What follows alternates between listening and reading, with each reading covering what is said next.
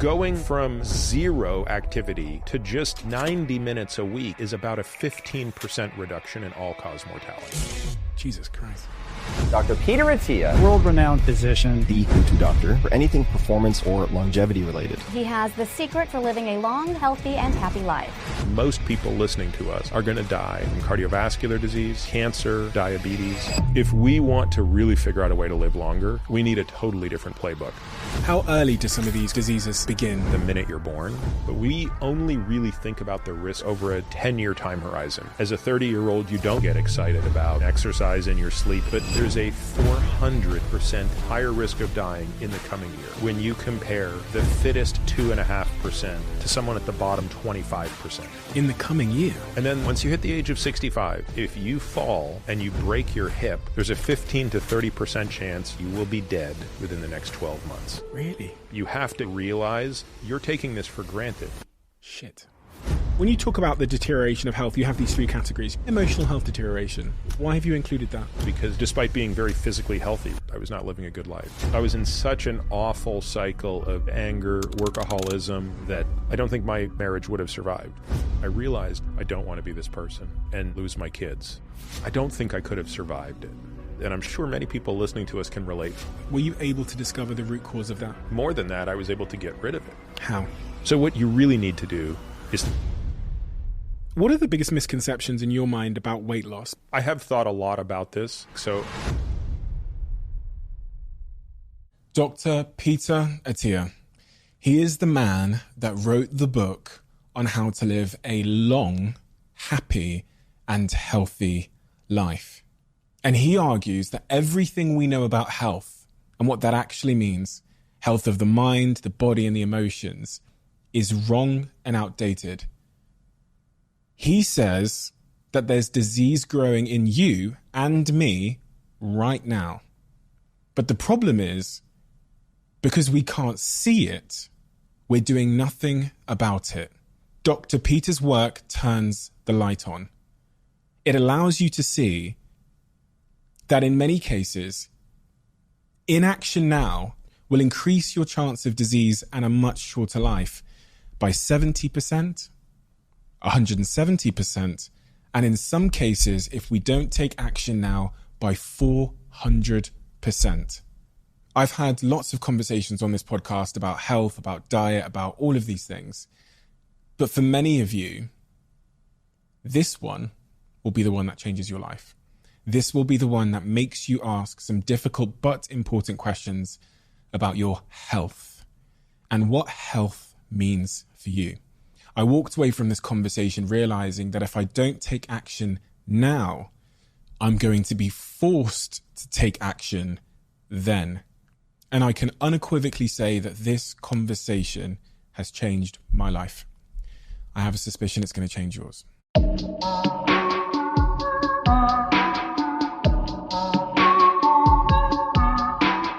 Peter. Dr. Peter. You talk about so much in your work. I've been through every interview you've done, your book, other conversations you've had. You talk about a lot. So many things that I'm absolutely fascinated by.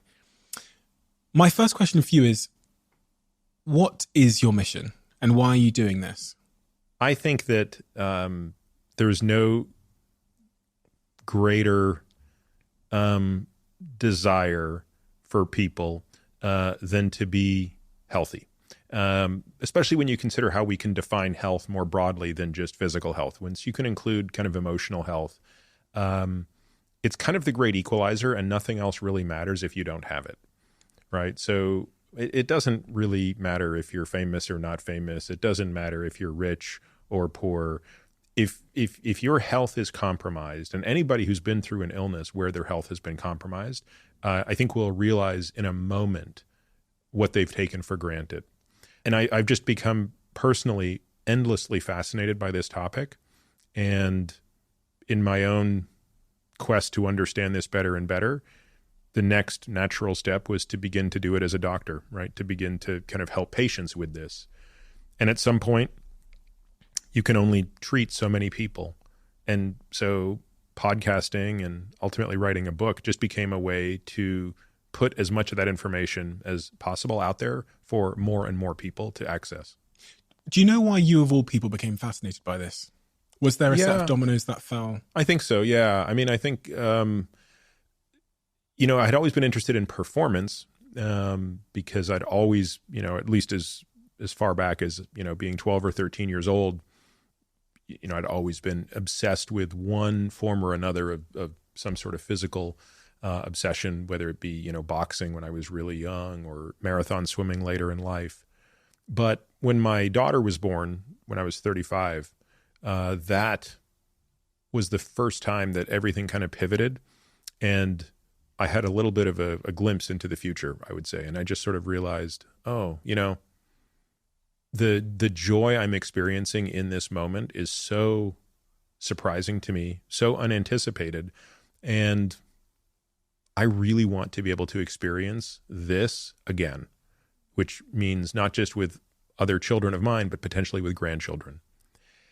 And on top of that, I had a bit of a wake-up call, which was I realized that all the men in my family died prematurely of heart disease. Obviously, I knew that fact before this time, but I think it was the confluence of those two things. It was the realization that, if you don't figure something out and do something about this, you're probably going to die of heart disease in your 60s, which is not that far from now, 25, 30 years from now. And you now really have a motivation to live longer and to live better longer. And so that, in many ways, kind of began the change in my direction, my focus, to being one that was not purely just focused on performance anymore, but sort of focused on understanding health in a different way. This concept of medicine 3.0 is a concept which I only discovered in your work. I've never heard the term used before. What is medicine 3.0, and how did you get to the point when you realized that there needed to be an iteration on the current system of medicine? Yeah, but the reason I think you hadn't heard of it before is I don't think it's been described before, so you can't be faulted for that. But as I began writing the book and thinking about how I was practicing and how people like me practice, I realized that it is a very distinct change from the current form of medicine.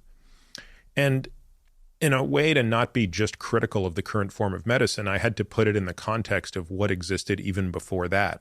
And that's how I sort of realized, well, we're in this version of medicine called medicine 2.0, but it's following something called medicine 1.0, and it's an enormous improvement above that. So maybe I can spend a moment just kind of explaining what those three are, and I think that's probably the easiest way to explain the current form. So medicine 1.0 is everything that existed before we really understood the science of medicine.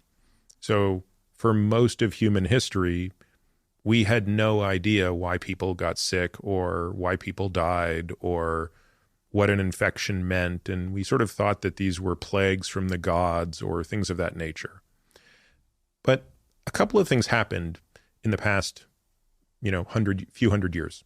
The first was the idea of a scientific method, something that we take for granted today, where you can make an observation about something in the world, formulate a guess called a hypothesis about why it's happening, and then design an experiment to test it. That's called the scientific method. That's an invention. That's a creation. We had to figure that out. Also, things like a light microscope, which up until 140 years ago or so didn't exist, allowed scientists and doctors to be able to actually see these microscopic things called bacteria. And then ultimately the development of things like antibiotics and eventually vaccines. All of these things made an enormous difference in reducing the suffering and death due to what I call in the book fast death. So fast death is pretty much how we used to all die. Fast death would be trauma and infection. And up until about 150 years ago, life expectancy would have been high 30s, low 40s, and most of us succumbed to fast death. But with the advent of medicine 2.0, through all those transitions I just described, in the span of a few generations, we've doubled life expectancy, right? So now life expectancy is roughly twice what I just said a minute ago. And most people do not die from fast death, but it's been supplanted by slow death. Today, most people listening to us are going to die from cardiovascular disease, from cancer, dementia or other neurodegenerative diseases, complications of diabetes. And on the one hand, that's a sign of progress. It means like, hey, we're living long enough to die from those things. But we've made scant progress against those things. In fact, if you go back and strip out the top 8 causes of infectious death or communicable death, death from communicable diseases or infectious diseases, today, if you strip them out, our life expectancy is not much better than it was in the 1800s. In other words, that doubling of life expectancy that we've experienced comes almost exclusively to the reduction of those fast deaths and has little to do with any success we've had against slow death. If we want to really figure out a way to live longer, and I would argue more importantly, live better, meaning when we're in the last decades of our life, not be in a state of total decline, we need a totally different playbook. And that playbook is Medicine 3.0, and it involves real prevention. So that means taking true steps at prevention very early in life. It also involves being very personalized in how you do things. So it means you can't just do paint by numbers. You can't just sort of say the same thing to everybody. Clearly, there are certain things that make absolute sense across the board, such as sleep and exercise, but the way you might use medications is going to have to be much more tailored to an individual. You say that there are 4 points to Medicine 3.0, which is the prevention, the being unique in your treatment to each individual, an honest assessment and acceptance of risk. Yeah. One of the things that I don't think we think enough about as doctors sometimes is risk, right? Now, I think doctors are very good at thinking about the risk of doing something. Yeah. I think, usually a doctor is pretty good at understanding, if you have this surgical procedure, there's a risk of an infection, there's a risk of bleeding, there's a risk of all of these things. If you take this medicine, there's a risk of this side effect or that side effect.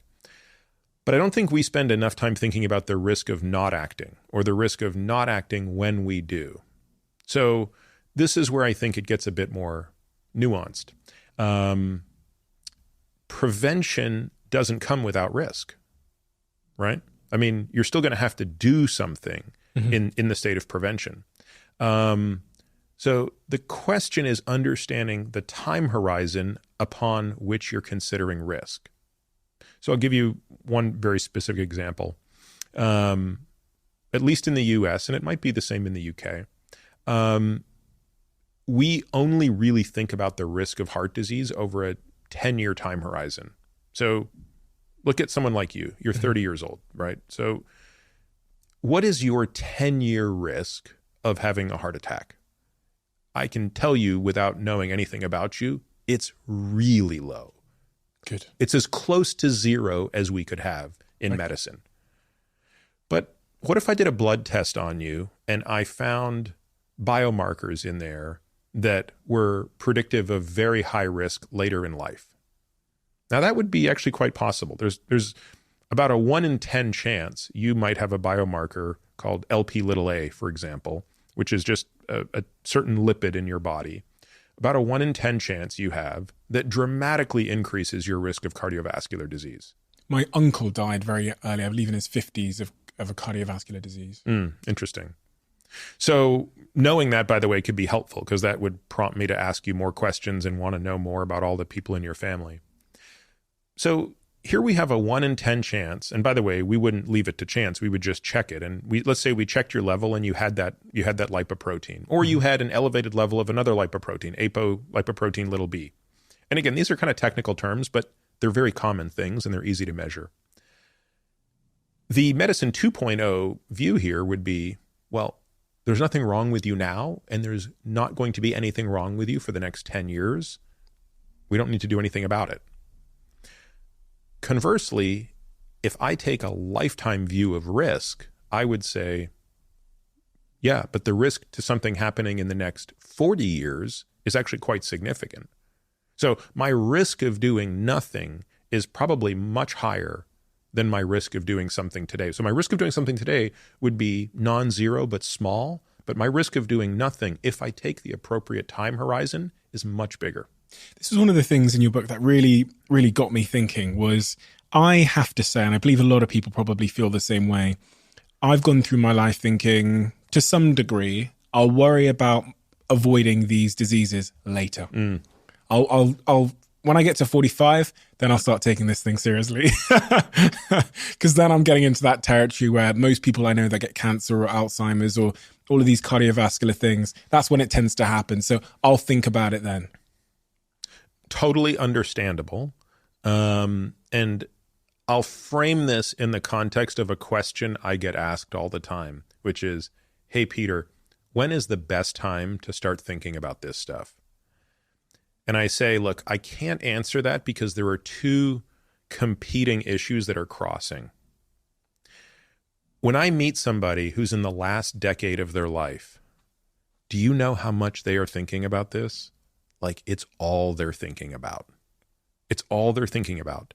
Every minute of every day is a confrontation with their own mortality. The problem is they don't have much time to change the direction of the ship. You may recall in the book, I use the metaphor of the Titanic, right? It's not that the Titanic didn't see the iceberg. It's that it didn't see the iceberg in time. It didn't have enough runway to really move out of the way, and that's why the Titanic gashed the side of the boat. Now, at the other end of the spectrum, a 30-year-old like you has unbelievable potential to change the arc of your life. You have so much runway through manipulating nutrition and exercise and sleep and stress and all of these things, to completely alter the disease trajectory of your life. The problem is, and I'm not just speaking to you personally, but more broadly to someone who's as young as you, it's harder to find the motivation because there are no reminders of your own mortality. You're Superman, right? The worst thing that happens to you is a hangover. So I always get asked, like, when is the right time to start worrying about this? And the short answer is, look, as soon as possible. But then there's a reality that says for most people, it's not until they're in their 40s, maybe once they have kids, that they start to appreciate their own mortality, and that provides some of the motivation to say, you know, maybe I'll be a little less focused on optimizing everything for today, and I'll start thinking a little bit about tomorrow. So again, another way to think about this is saving for retirement. A lot of people in their 20s and 30s who are making good money aren't necessarily taking the most prudent financial steps to ensure financial freedom when they're in their 70s. Because, let's be honest, it's more enjoyable to spend money today than to set some of it aside. But there are a lot of people later in life who think, I wish I was a little bit more responsible earlier on. How early do some of these disease, if you looked at my sort of metabolic health, or if you were able to look inside my body, which I'm sure you're able to do, how early do some of these diseases begin in my life? At what age do you see some of these things coming? Yeah, it's super interesting because there are some elements of you as a person that are going downhill the minute you're born, and there are others that are not. So let's use two examples. Let's start with something where your body is getting better and better, and you're probably only peaking now, but you haven't really started to age. Your muscle quality. Mm-hmm. Okay, so when you were 5 years old, your muscle quality was nothing like it is today. But as you enter your 20s, the quality of those muscle fibers, these type 1 and type 2 muscle fibers. So these are kind of slow to fatigue, but high endurance fibers are the type 1 fibers. The type 2 fibers are very, very powerful, but they're kind of quick to fatigue. The quality of both of those fibers is very high. And the more you train them, the higher quality they will be. But as you enter your 30s, you will now start to experience a shrinkage of those type 2 muscle fibers. You will be less powerful in your 30s, in your late 30s especially, than you were in your mid to late 20s. So that's a form of aging. Mm-hmm. You are declining.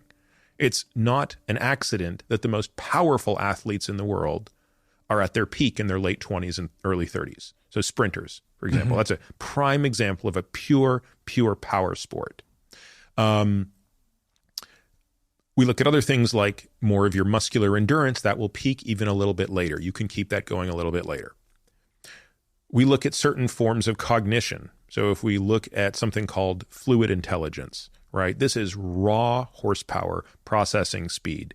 You have more of it right now than I do, meaning you're going to have faster processing speed, better memory. All of these things are going to be better when you're 30 than at my age. I'm 50, because that's already started to decline in me. There are some things, however, that began aging in you the minute you were born. And one of them is actually going back to this idea of atherosclerosis or cardiovascular disease. Well, that's an example of a disease process that begins right away at birth. And even though it almost never rears its head as far as death before you're 50, make no mistake about it, it's starting on day one. And we know this, by the way, because when we look at studies of people who die for completely unrelated reasons, so somebody who, dies in a car accident, or soldiers dying in war, and we look at the arteries of their heart, we already see quite advanced disease. Really? So the truth of it is, you already have pretty significant disease in your coronary arteries. It hasn't risen to the level of ever causing a heart attack, and it's unlikely to do so for another 20 years, maybe even another 30 years.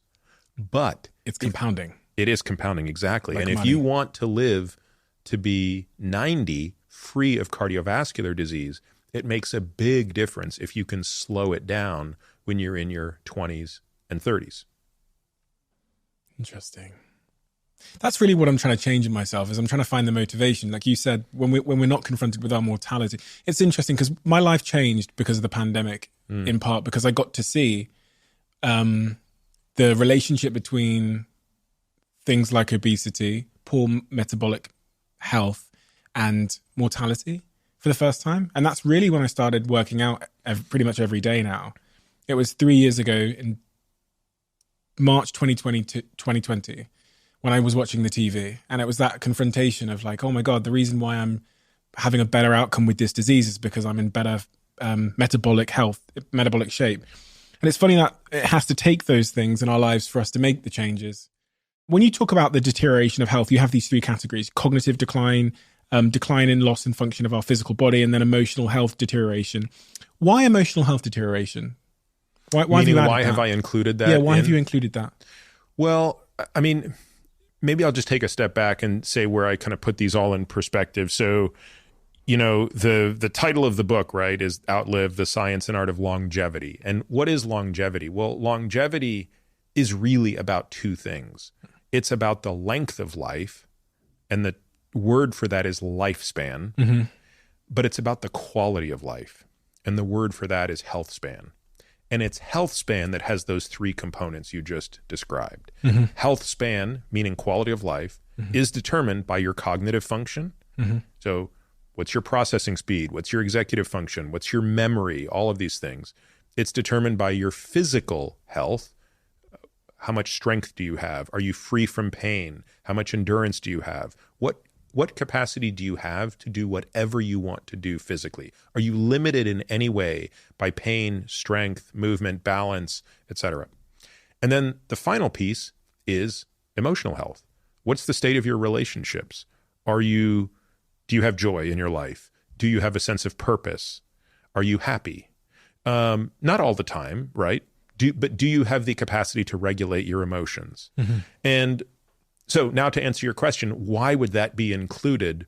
Well, the truth of the matter is it wasn't something I always included, right? It wasn't something I necessarily thought much about until it was, I think, very starkly pointed out to me by a very astute therapist who, in observing my own struggles in life, said something to the effect of, isn't it really ironic that you are putting so much energy into helping people live longer, and yet you are paying no attention to your own misery? And I think that was, and that was about 6 years ago. And that was kind of when I realized I needed to rethink my approach to this problem. And as I write about in the book, I think I would make the case today that if your emotional health is suffering, none of the others really matter that much. So what you really need to do is think about a way to have all of these things in order. What did you mean by your own misery? Well, I mean, I think at that point in my life, I mean, there's no two ways about it. I mean, I was just incredibly miserable, incredibly angry, despite being very physically healthy, right? Despite doing all of the important things to be physically healthy, right? Exercising, in all the right ways, eating well, sleeping well, optimizing every aspect of my health, but living a bad life. What were the symptoms of that? What were the kind of, for you to start to spot that? Because sometimes we don't know in our own behavior, and sometimes it's reflected back on from other people. We will get feedback from our wife or our girlfriend. Yeah. I mean, detachment from others, prone to anger, workaholism, selfishness. It wasn't subtle. It wasn't like, I wonder if, I'm not being my best self. No, if I was being honest and confronting it, I was not living a good life. Did you know that in the moment? Had I asked you in the moment, are you happy? What would you have responded?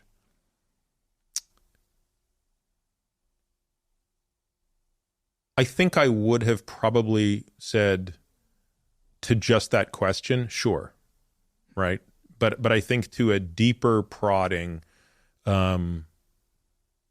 And there were a lot of things that happened in there, but certainly a very powerful one was going to the funeral of a woman my age who was the mother of my daughter's best friend. So my younger daughter's best friend, her mom died of cancer. And so all the parents, were at the funeral.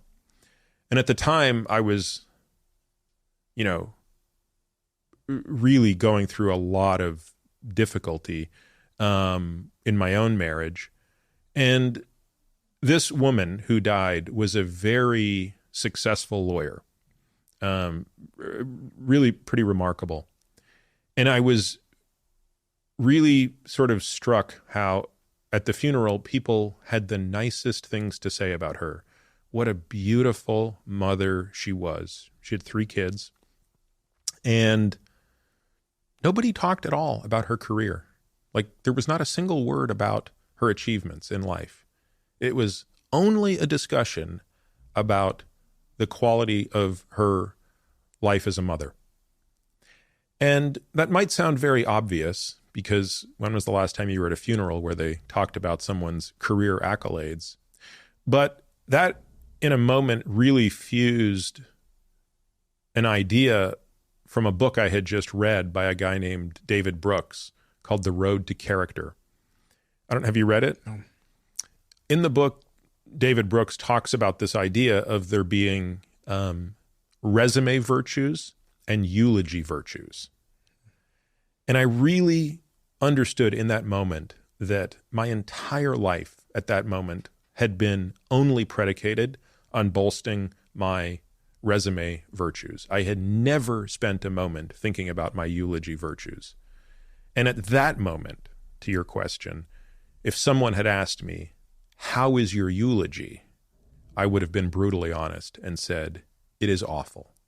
There is not a single nice thing anybody who matters about me. In other words, of the people who should matter most, they won't be able to say anything nice about me.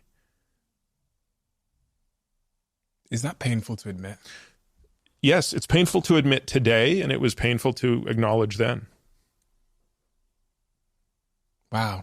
I'm so impressed that you're able to. Because thinking about cognitive dissonance and how psychologically uncomfortable that must be to face. You hint in the book about, I think it was in the last chapter of the book, you start hinting about the origins of that behavior, the workaholism and all of those things. And I can totally relate. I think I'm a total workaholic. I think I sacrifice too much in the pursuit of accolades sometimes in my life. Everyone that knows me, including these guys, will all say that about me. And I've often tried to, in hindsight, figure out where that came from in me and undo that. It's funny because reading this book, the last chapter, I actually wrote in my notes. I just wrote, because the chapter's called Emotional Health, I wrote brackets trauma and the role that trauma plays. I didn't expect to find that subject matter in this book about longevity. What's your thoughts on the role trauma plays and how we go about understanding it so that we can have a long health span? I think there's probably a lot of people who can relate to the stuff I write about in the final chapter. And you're right, that chapter is a significant deviation from the first 16 chapters. So there's 17 chapters in the book, and I basically make the argument that I am the doctor for 16 of them. The first 16, I'm talking about this as though I'm the doctor, you're the patient, I'm going to help you, and this is how to do all this stuff. And then in the final chapter, I'm saying, actually, now I'm the patient, and I'm going to kind of walk you through this journey I've had and hope that it basically motivates each of you to have a similar examination of yourselves. And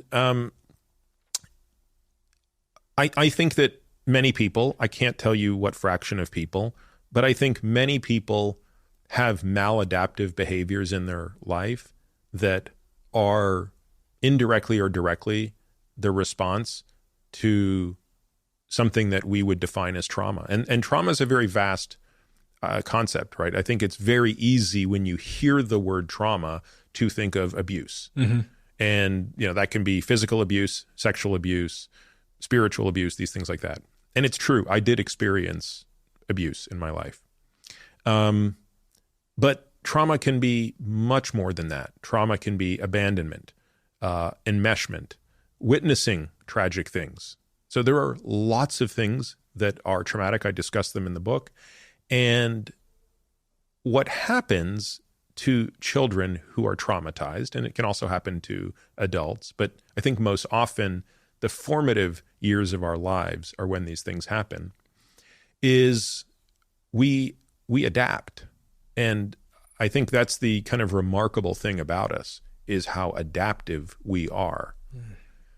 And those adaptations can often be very positive, but a lot of times they have negative, collateral, or maladaptive consequences in addition. And some of those adaptations that are negative are addictions. Some of them are other maladaptive behaviors like anger. Some of them include, things like codependency. So you can sort of look at people and realize that, hey, maybe that person who grew up in the home of alcoholics, even if it was an otherwise reasonably well-meaning home and it's not like they were getting hit with a belt buckle every night, but they weren't getting the type of attention that they needed. And their adaptation was to have an attachment disorder that wouldn't manifest itself really fully until they were a parent. So this type of analysis really, I think everybody needs to spend some time thinking about it and needs to spend some time asking themselves, hey, which of my behaviors are maladaptive? And it's something that's done, and I think it needs to be done without judgment. Mm-hmm. This isn't about saying I'm a bad person because of X, Y, and Z, even though I think I can objectively look back at my own behaviors at that time of my life and say, those are awful behaviors. I'm not proud of those behaviors. But it's separating the behavior from the self. It's not saying I'm a horrible human. It's saying I'm a human who did horrible things, and I want to understand why. I love that approach because I think about the maladaptive behavior patterns I had that stood in the way of my chance of emotional health and good relationships. And a lot of those stem back to my childhood and what I witnessed in my home, and then the way that made me adapt and the beliefs it gave me about romantic relationships, for example. So I became totally avoidant of those until later in my life when I realized this pattern. The third point in your list of things that cause sort of, I guess, longevity of one's health span is that emotional health deterioration. So before we get into the other two, my question really was on that third point of emotional health, what for you has helped you to self-analyze and become aware and to then get those things out of your way that stand a chance of costing you your emotional health? Was it therapy? Was it introspection? Is it journaling? Is it honesty with oneself? Well, I mean, in my case, I think the situation was so far gone that I actually had to go away on 2 occasions. So I had to go away the first time for 2 weeks to an inpatient, like what's called a residential care facility, which was 2 weeks of like 14 straight days of 14 hours a day, just doing trauma therapy in group and individually. And, 2 weeks might not sound like a long time, but boy, that was about the most brutal, exhausting thing I'd ever done in my life. And then again, I had to do it for 3 weeks at a different facility. So again, 21 days of inpatient treatment, but also now really learning what the tools were to manage myself. How do I fix that behavior? How do I manage it? So it's sort of like you have an injury, you go to rehab, there's an acute healing phase, but then there's now you want to make sure you're strong and that you don't injure it again, because that injury took place because of some weakness. And that's not a perfect analogy, but the point is, there's a reason that your shoulder separated. Yeah. And we want to make sure it doesn't happen again, even once you're better. And you sent yourself there twice. Yes and no. I mean, truthfully, I don't think I had a choice. I don't think my marriage would have survived. So I think it was, I'm not sure I had a choice, truthfully. So I went very reluctantly. I did not want to go. But there was an ultimatum, essentially. Yeah. Wow. What was the greatest sort of gift that process gave you? Oh, it gave me my life.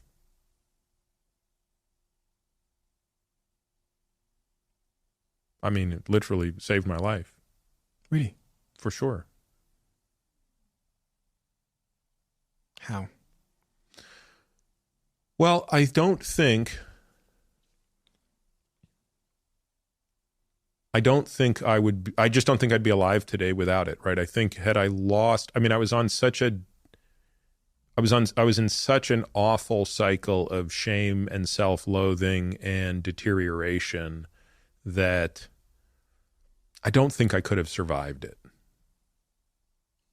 So was that was a narrative in your head at the time that when you talk about shame and self-loathing, that's what the voice in your head was? Yeah, the voice is, you are an awful human being. That's why you behave this way. And there's nothing that can be done about it. You're born this way. You are defective.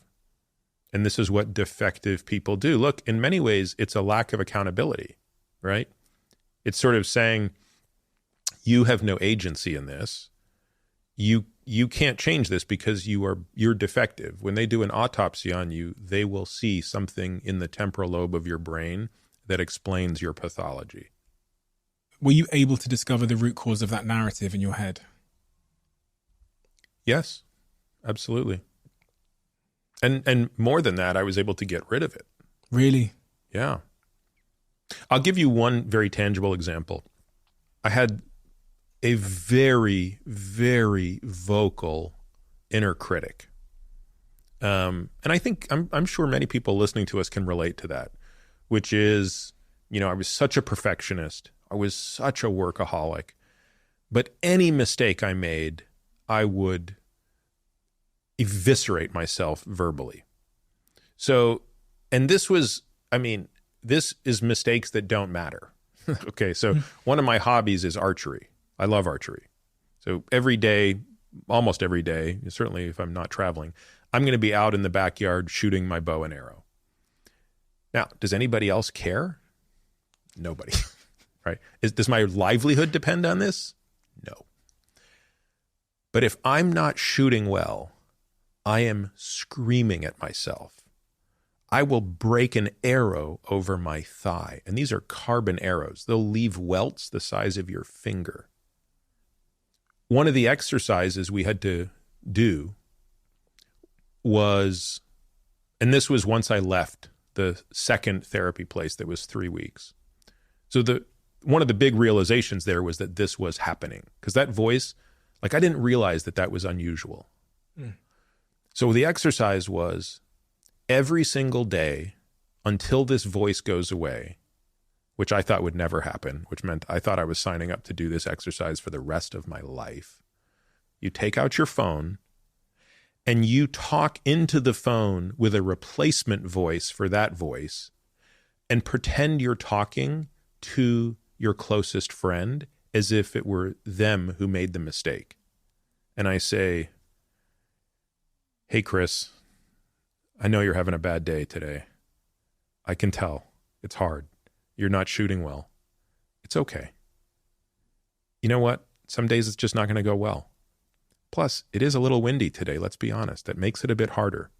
And why don't we just pack it up and come back and try again tomorrow? You know, just talk in a kind way. Talk in the way you would literally speak to your friend. And then I would send that recording to my therapist. So every day my therapist is getting multiple versions of these voicemails. But this is important because I'm audibly doing this multiple times a day. And within about 4 months, the voice just went away. Really? Yeah. It's never come back. How has it changed you as a father? Oh my God. How has it changed me as a person, right? As a father, as a husband, as a boss, as a friend. I mean, it's just, again, it makes me a little sad to think, oh God, I wish I knew this when I wish I did this at 25, you know, instead of all of this. Again, I just think of all of the collateral damage in my life, you know, all of the people near me who have suffered unnecessarily as a result of, you know, of me being a wrecking ball. How much of that could have been prevented? In some ways, this kind of comes back to your very first question, right? Which is, I'm 30, I'm invincible. How do I get excited about this? Look, maybe the answer is, as a 30-year-old, you don't need to get excited about, you know, your nutrition and exercise and your sleep as much as a 50-year-old does. But there's a lot of benefit to doing so because you'll get more benefit from it. But maybe it's just focusing on emotional health so that you get yourself fixed before you start a family. Mm-hmm. Because I think, you know, and I think, you know, I feel lucky. I think my kids are still young enough. I hope that my kids don't have too many memories of their dad in that state. Your belief about where that came from, although there's no evidence, there's no memory of anyone, you know, saying, oh, well, this happened and whatever else, but is your belief that you weren't born with that and that something might have happened and you've kind of inferred that in some way? Yes, I think that was a really, really important breakthrough that happened on the 19th day of that second stint I had in therapy, in that inpatient therapy session. So that was a 21-day program that I assumed was only going to be 14 days. And at the end of 14 days, they wanted me to stay another week. Everybody wanted me to stay another 7 days. And I was so reluctant at this point. I was exhausted. I just didn't think I could do it again. But they were adamant that I stay another week. And I knew the first time I had gone for 2 weeks and left, I left kind of against their recommendations. And I realized I never really got fully better. I got somewhat better, but not fully better. So I decided to just submit to them and say, okay, fine, I will stay as long as you tell me to. And it was on that 19th day that I had perhaps the single most important revelation for me. Again, this is very personal. And the point of this is not that everybody else is going to relate to this. It's only that I hope everybody else is willing to consider their own version of this.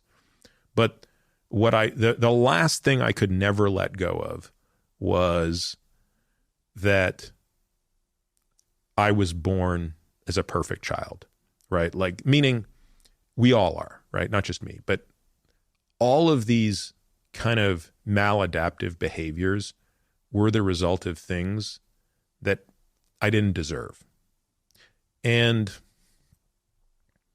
again, it's not all what we call capital T traumas. It's not necessarily the abuse. I mean, I think in my case, perhaps the most impactful things of my childhood were more like neglect, and not traumatic, not like the kind of neglect that has you should be taken out of a house or anything like that. I'm just talking about not getting a certain type of attention that I probably should have had. And for whatever reason, that manifested itself in really odd behaviors that as a kid, I just said, those are just bad behaviors, but that's just who I was. And I think what I realized is, and what I finally came to accept is, no, those are adaptations to something that you didn't deserve. And that might sound like a very subtle distinction, but it made all the difference in the world. And it made me realize, in part by looking at my own kids, that, you know, there is a real innocence to children that can very easily get injured. And when it does, they're going to make sure that they don't get hurt again. And the way they're going to do that is, as I said, initially in their best interest, but ultimately it tends to result in really negative consequences for the way they formulate relationships with themselves, for the way they form relationships with others, for the way they're going to parent, for the way they're going to be a husband or a wife. And so that was a huge breakthrough. So important and so powerful. And I don't think I've ever said this, but really thank you for sharing that, because I got a lot from it, and I've had lots of conversations about this, but I got a lot from that, and specifically that point about didn't deserve for it to happen. And really it's a response that's trying to make sure you don't experience that pain again. So it's really, again, it's your body is doing everything in its power to help you and to protect you. And some of these behaviors end up being maladaptive, which then stand in the way of your chance of emotional health. That is the third category of deterioration, which is the emotional health deterioration. So let's go a little bit earlier in the book and let's talk about the decline and the loss of function of our physical bodies as well. Medicine 3.0, as we talked about earlier, you talk about these 5 core things that help to increase our chances of longevity as it relates to our health span. So what are those 5 things? Well, there's the one we just talked about, right? So all the tools that deal with how do you improve your emotional health. Yeah. Again, most of modern medicine only thinks, if you think about where does medicine 2.0 rank on that, mm-hmm. It doesn't really, except in the arena of mental health, mm-hmm. right? When it comes to clinical depression, anxiety, personality disorders, bipolar disorder, there we have a branch of medicine called psychiatry that deals with those things. But outside of that, medicine doesn't really deal with people like me.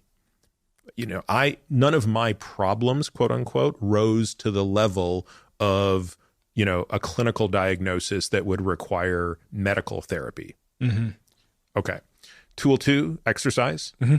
Again, we can talk a lot about it if you want, a little about it. But the point is, it is not remotely given anything beyond lip service by medicine 2.0. Medicine, if you go to your doctor here at the NHS and say, okay, tell me what my workouts should be, like, good luck, right? How much time should I be spending in zone 2 versus zone 5? Like, what type of lifting there's no way they're going to give you that type of insight or specificity. The third one is nutrition.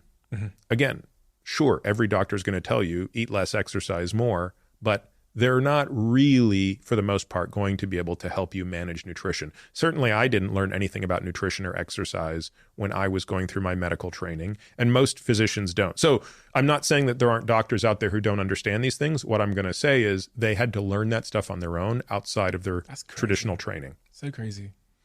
The fourth one is sleep, and that fits in the same category. Sleep is an essential pillar of health, but we learn nothing about it in our medical training. In fact, most of our medical training is paradoxically sleep deprived. So it's a great irony.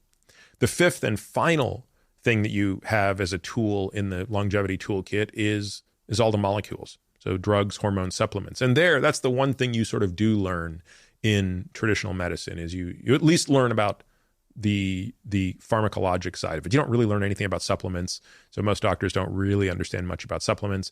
And interestingly, most doctors don't really understand a lot about hormones as well. So medicine 2.0 is good at what it does, but it's very limited. So it's kind of like having a contractor that only has one tool instead of 5 tools. And as we discussed earlier, I think they're applying those tools too late in the game. How can you prove, let's start with exercise then. How can you prove to me that exercise is important? Yeah, it's a great question. So start with, the easiest way to do this is to look at what the absence of exercise does versus looking at the absence or presence of other known bad things. Now, for me to explain this, I have to explain a technical term called a hazard ratio. So if you'll bear with me while I explain what a hazard ratio is, it will reap lots of fruit later on. A hazard ratio is a mathematical derivation that comes from looking at a group of people, following them prospectively, following them into the future, and looking at the rate at which they die. So a hazard ratio is a number. If that number is 1.5, it means that there's a 50% increase in the risk of death for one group versus the other. So for example, if we want to know, is smoking bad for you? We might ask the question, what is the hazard ratio for smokers to non-smokers when it comes to getting lung cancer? Okay. And the answer is like 10. Really? It's 10 times more, you're about 10 times more likely to get lung cancer if you're a smoker than if you're a non-smoker. Now, if you look at the hazard ratio across the course of life for all causes of death, it's about 1.5. Meaning a smoker is about 50% more likely to die in any given year than a non-smoker. Which you call all-cause mortality. All-cause mortality is the gold standard for understanding death and disease because it takes into account every form of death. Okay. Okay. What if you have type 2 diabetes? Everybody understands that having type 2 diabetes is very problematic, and people with type 2 diabetes are at about twice the risk, more or less, of cancer, heart disease, maybe 1.5 times the risk of Alzheimer's disease. But when it comes to all-cause mortality, every cause of death, it's about a 1.4 hazard ratio.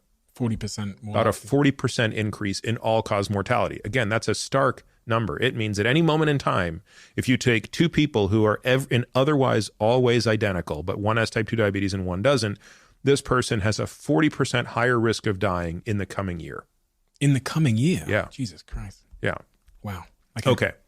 We could keep doing this. What if it's high blood pressure versus normal blood pressure? That's a hazard ratio of about 1.2. 20%, same, everything I just said, but it's 20%. Okay. What if it's someone who has end-stage kidney disease? Their kidneys don't work anymore. They're on dialysis, hanging by a thread, waiting for a kidney transplant. It's about 2.7. That's a 170% increase in all-cause mortality in the subsequent year. Okay. Now, let's talk about some other things. What if I ask the question, what happens if I take a group of 50-year-olds, pick any age, pick any sex, and we're going to take the top 15 to 20% in strength and compare them to the bottom 15 to 20% in strength for that age and sex? What's the difference? What's the hazard ratio there? What would your guess be? 20%? 10%? Yeah, so 1.1 to 1.2? Yeah. Yeah, it's 3. Shit. 200% difference in all-cause mortality. Can you make a distinction between strength and muscle mass? Okay. Yep, we can do it. So muscle mass, just if we did it just on muscle mass, it's about 2 or a 100% difference. So muscle mass turns out to be an amazing proxy for strength, but strength is even better. Okay. Yep. So high strength and high muscle mass produce a hazard ratio of about 3.5. Okay. Because you can have a lot of muscles but not be strong. Yeah. Kind of. And you can be strong and have not as much muscle. Okay. And that matters more, by the way. Okay. But they're pretty tightly correlated. Okay. Cool. Yeah. Now let's look at VO2 max. So VO2 max is the best tool we have to measure peak cardiorespiratory fitness. So this is a test that you actually have to take. It's done on a treadmill or on a bike. They put a mask on your face, and then the mask measures how much oxygen you use. So in the book, I talk in great detail about this test. It's something anybody can do. It costs probably $100. It's not like super expensive.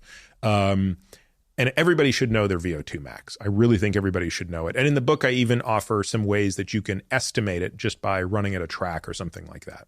So Sorry, it's the measure of how much oxygen you're inhaling and exhaling? Or? No, yeah. It's the difference between how much you inhale and exhale is how much you're using. So okay. the way the test is working is there's a little oxygen sensor. So if you're breathing in, we know that the air you're breathing in is 21% oxygen, and we know the flow rate. And let's just say you're blowing it out at 14%. So we know you used up 7% times the flow rate. We figure out how many liters per minute of oxygen you're using at the max. And what's good and what's bad? Yeah. So it depends on your age and sex. But at your age, so for a 30-year-old male, we would say, I need the table is in the book. Really, I could estimate it. 56 would put you in the top 2.5%. And that means that I'm... Oh, sorry. What's that number mean? Yeah. That's 56 milliliters of oxygen per kilogram of body weight per minute. Okay, so a high How number... much do you weigh? None of your business. I'm joking. How many kilos? I think I'm 96 kilograms at the moment. Okay. I'm very heavy. So you would need to be 5.3, 5.4, 5.5 liters. Yeah. No. Yeah, you'd need to be about 5.5 liters per minute. You would need to consume 5.5 liters of oxygen per minute to come out to about a VO2 max of 56 or 57 milliliters of oxygen per kilogram per minute. That would put you at the top 2.5% for your age and sex. So I'm trying to figure out, is taking more oxygen from the air that I breathe a sign of good health? Yes. It means it speaks to how fast and hard your heart can pump, yeah, and how good your muscles are at utilizing oxygen. Okay. It is the most important metric we have for peak cardiorespiratory fitness. And sorry if we're going a bit narrow here, because I really want to understand this, and I'm sure there's a lot of people that sat trying to understand this as well. So what are the things that stand in the way of good VO2 max? In terms of and also the lungs. Yeah, it turns out that not much of it is limited by the lungs. So the question is, where are you limited? Okay, so how does this test work? Do you prefer to run or bike? I prefer to bike. Okay, so we're going to put you on a bike. We're going to put this mask on your face that allows no other air in or out. It's only going to be metered by what's coming from the machine. The bike is going to be one that has forced resistance to it. It's called an ergometer. So we're going to set it to 100 watts, nice and easy. I'm going to tell you to warm up for a while. And then after a 10-minute warm up, it's going to start increasing the power that you're forced to pedal against. Okay. And every 2 minutes, we're going to add some amount, 25 or 50 watts. And you're going to say you have to stay above about 70 RPM. Mm-hmm. And this test is going to go until you can't do it anymore. It's going to go till you basically drop. So what's limiting you is clearly not the amount of oxygen in the air, and it's actually not the ability of your lungs to get oxygen into your blood. You're limited by how hard and fast your heart can pump that blood through your body and how efficient your muscles are at taking the oxygen out and using it. And the difference between, so again, a 30-year-old who's in the top 2.5% of their age group might be at 56, 57. But to put that in context, the guy who wins the Tour de France this year is 85. Wow. And by the way, when that number reaches 20, or certainly 18, 19, you have a hard time just getting around. Like, you wouldn't be able to walk up a flight of stairs.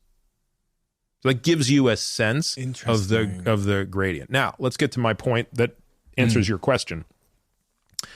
You asked, how can I say exercise is so powerful? Well, what do you think is the hazard ratio when I compare someone at the top 2.5% to someone at the bottom 25%? In terms of VO2 max? Yes. Top 2% versus the bottom 25. Bottom 25%, that's quite big. Top 2% is quite narrow. I'd say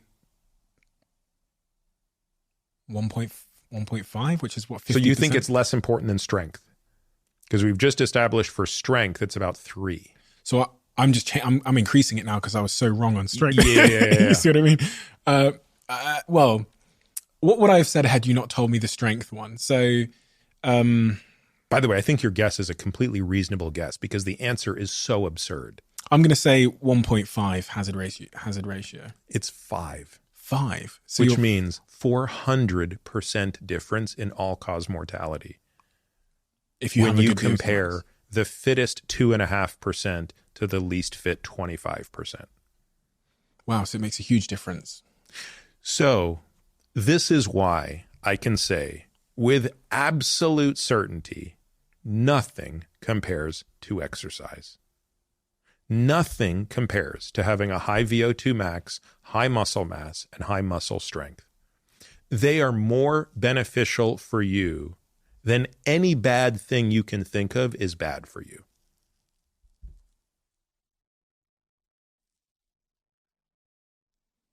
Why is the muscle mass piece so important and the strength piece? Why is that causing me to stay alive? I think there are several reasons. As you get, so there's I put them in 2 buckets, structural and metabolic. Let's start with the latter. Muscles are where you dispose of glucose. So glucose regulation is one of the most important metabolic functions of the body. Our ability to metabolize glucose and regulate glucose levels is central to our existence on this planet.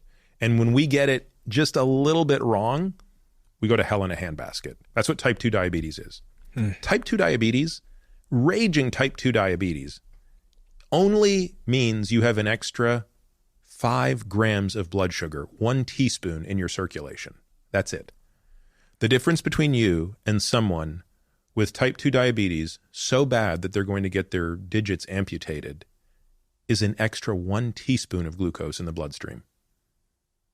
That's how critical it is that we regulate our blood sugar. And the most important part of blood sugar regulation is having muscles that are big enough to put the glucose into and that are insulin sensitive enough to respond to the signal of insulin.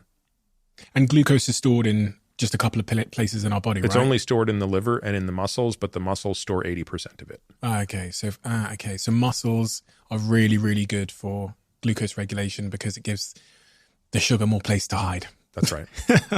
So the other reason muscle mass and strength is so important is as we age, fragility and frailty become an enormous liability in death. There's a figure in that book that shows the mortality associated with falling. And it becomes catastrophic once you hit the age of 65.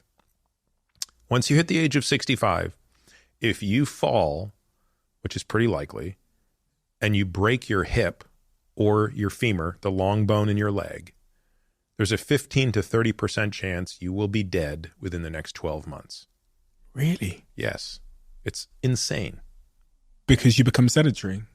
Yeah, there's a lot of reasons for it, but certainly a loss of function is a big one. You can also just die as a result of hitting your head. Yeah. You can die from a fat embolism or a blood clot. You can die from sepsis. You can die from, a heart attack because there's so many things that can kind of kill you in response to it.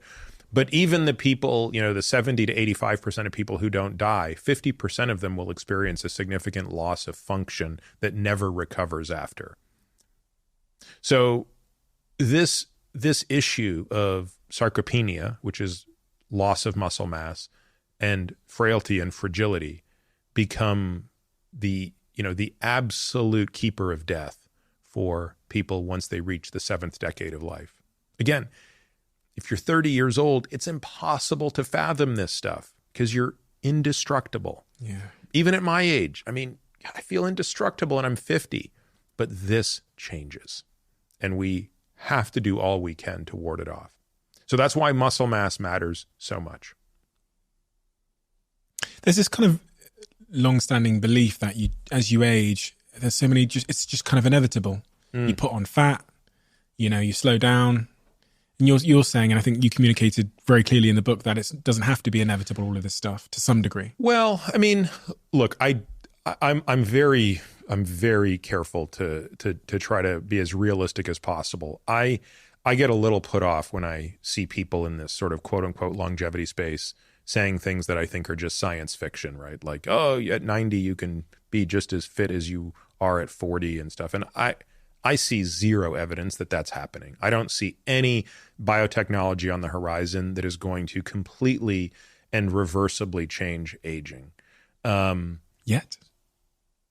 Or I don't think in our lifetime. Okay. No. And this is something I spend, an absurd amount of time on, both as an investor and just as a person who thinks about this from my own podcast and the types of guests that I bring on and the type of science that I'm paying attention to. But no, I really do not see anything in our lifetime that is going to undo aging. I think we have some ideas of places we can look, right? I think that, for example, if you could completely restore the epigenome to what it looks like in a young state across the entire genome, I think that could have a profound effect on function. But do I see ways that we could do that? It's a longer discussion, but I think the complexity there is many, many decades away. That said, what I think we do not need to do is accept the complete and total inevitability of rapid decline. So the decline is nonlinear. This is the important thing to understand. So what was your decline from 20 to 30? Wasn't that bad. No. And from 30 to 40, it's not going to be that bad. From 40 to 50, it's going to be more.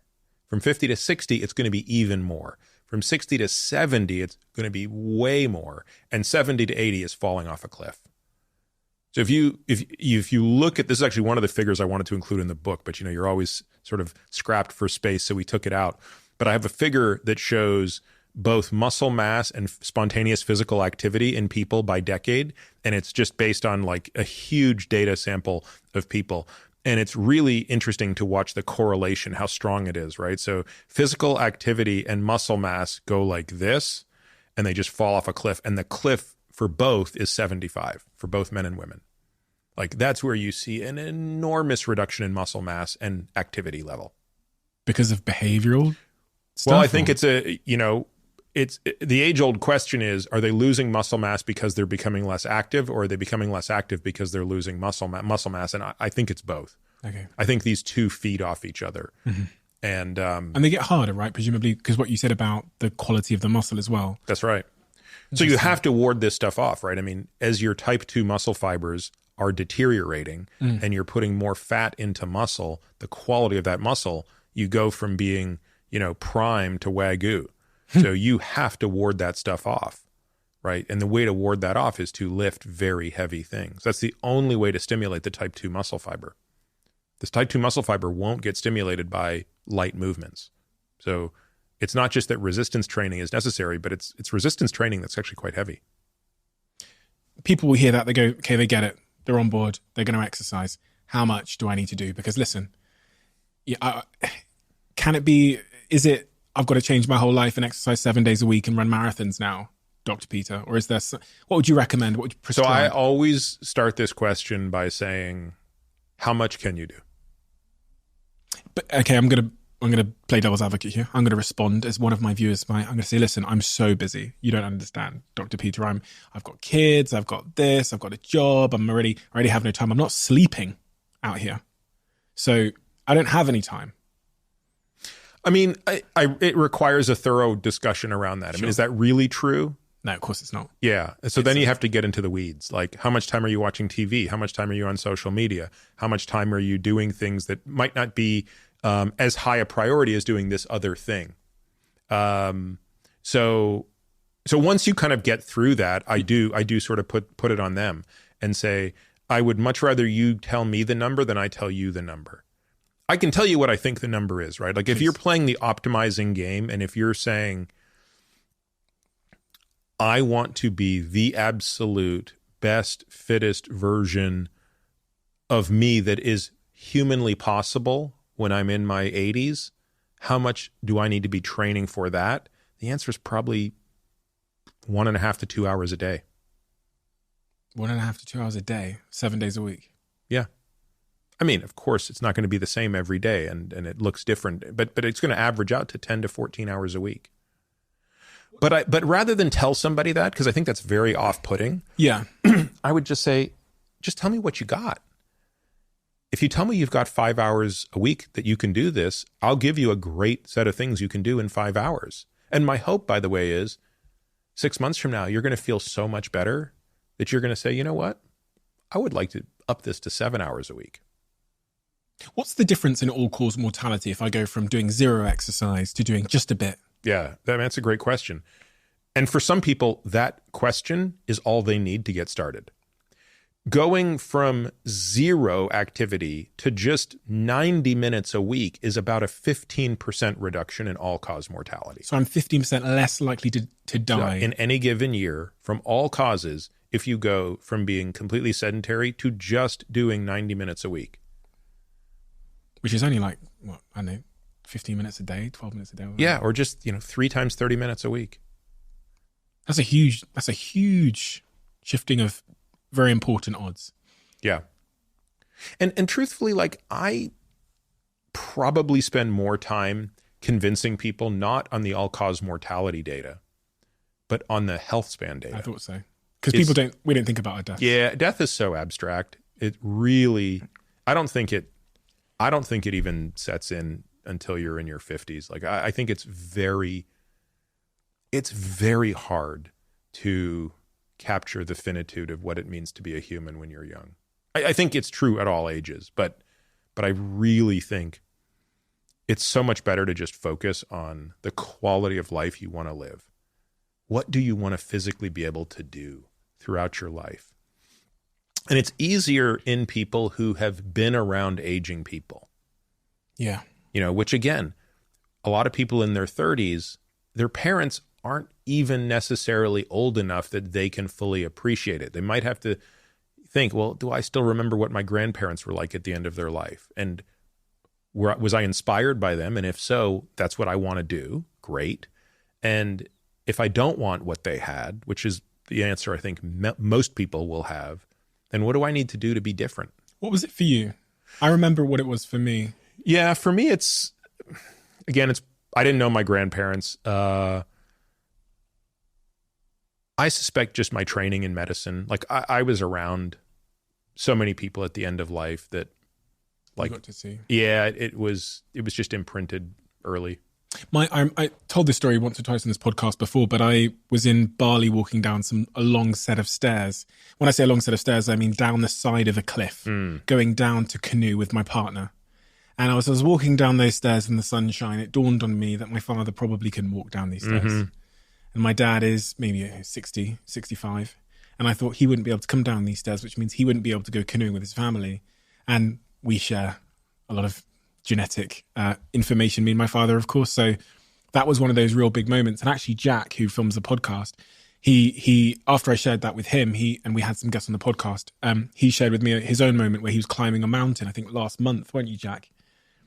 And he got to the top of the mountain and thought to himself, God, like, it was such an unbelievable experience for him that correct me if I'm wrong, it was an epiphany moment. You go, I won't be able to climb this bloody mountain with all these people and feel this sense of accomplishment and it's those moments for me where I thought, fuck, that's my health span. I want to be able to do this. Yes. You wrote, one of the chapters in your book is about stability. Found that really surprising again. I'd never even come across the concept of stability or why it's important. That's why it needed an entire chapter, because it is a very foreign concept. Chapter 13, stability. Why? Why is it important? And what does it mean? Yeah, I think stability is a difficult thing to explain. I mean, you can sort of talk about it technically, right? Stability is the capacity to transmit force from the body to the outside world and from the outside world back to the body without injury. So anytime you're taking a step, you're applying force to the ground. That's what's allowing you to walk forward. So you apply force to the ground applies an equal opposite force to you. That's Newton's law, and you move forward. When you're running, why are you going faster? You're going faster primarily because you're applying more force to the ground, and therefore the ground is applying more force to you, and that's propelling you forward. The difference between me and Usain Bolt, among other things, is his capacity to apply force to the ground is 2.5 times my ability to apply force to the ground. So in all that force, how do you make sure that the action of the force mechanism is all for the desired purpose, in this case, propulsion, and not for undesirable purposes like leaking of energy, which is what it feels like when your knee hurts when you're walking down the stairs, or your hip, or something like that. So the analogy I use in the book to describe this is that of a car, because I love cars. And I talk about the difference between a race car and a street car. A race car can be even half the power of a street car in terms of horsepower. But because it's smaller, lighter, and has a stiffer chassis and slick tires, much more of its power is being delivered directly to the road without slippage or energy loss, and therefore it's going faster. And so this idea is a very important part of aging. So most people who have some sort of chronic injury, it can really be traced back to an instability, whether it be an instability of their scapula, and that's why they really have tennis elbow, or an instability in the, in their abdomen, in their lower back, and that's why they have back pain, instability in the feet that translates its way up into knee pain. All of these things matter greatly. And a big part of how we train is making sure that we do exercises that bolster our stability. Again, this feels very relevant to me because I currently got a grade 3 tear in my hamstring, got a groin problem. So I'm on physio for the grade 3 tear. How did you tear it? Playing football. But I have a couple of suspicions surrounding it because about a month before I got the foot pain that they call plantar fasciitis. So I went to I think it's called a podiatrist, and I got my foot x-ray things done where they give you the insoles. And then following that, I got loads of injuries. I think my hypothesis is that I took these insoles, put them straight in, and then proceeded to do 2 hours of football, basically running a day.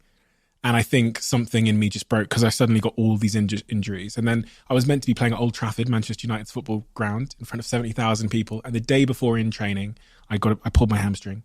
And I think that everyone's been speaking to me about my injury and saying, well, maybe it was something in your lower back, and maybe this, and maybe your feet weren't, whatever.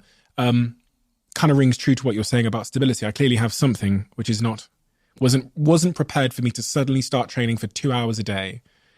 And everything started breaking.